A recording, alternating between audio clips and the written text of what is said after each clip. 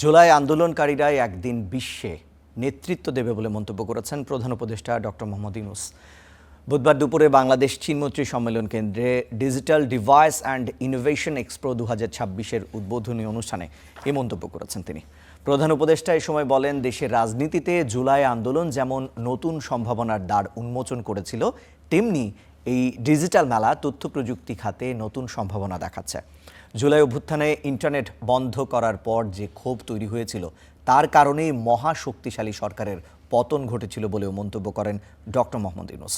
তিনি বলেন, ডিজিটাল খাতই বর্তমানে মূল খাত, কারণ এটি থেকেই পরিবর্তন আসবে এবং এ থেকেই প্রভাবিত হবে অন্যান্য সব খাত।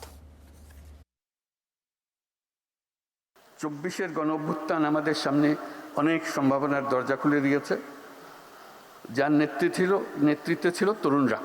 এই যে পরিবর্তন, এই যে শক্তিশালী হয়েছে, তার এসেন্সটা হলো প্রযুক্তি। অভ্যুত্থানের একটা কথা স্মরণ করছি, ইন্টারনেট যখন বন্ধ করে দেওয়া হলো, এমন টকবক করলো এই উত্তেজনায়, শেষ পর্যন্ত এটা মহাশক্তিশালী একটা সরকারকে পালাতে হলো। আমরা পৃথিবীর নাগরিক, এই প্রযুক্তি আমাদেরকে পৃথিবীর নাগরিক করেছে। আমি যেটা করি সেটা ইউরোপের কাজে লাগে। কাজে আজকে যদি এই মন্ত্রণালয়ে কোনো সার্থকতা থাকে, সেই সার্থকতা হলো দেশের মানুষকে, ইয়াং জেনারেশনকে চ্যালেঞ্জ দেওয়া, কে কে উদ্যোক্তা হতে চাও, আমরা তোমাদের পেছনে আছি।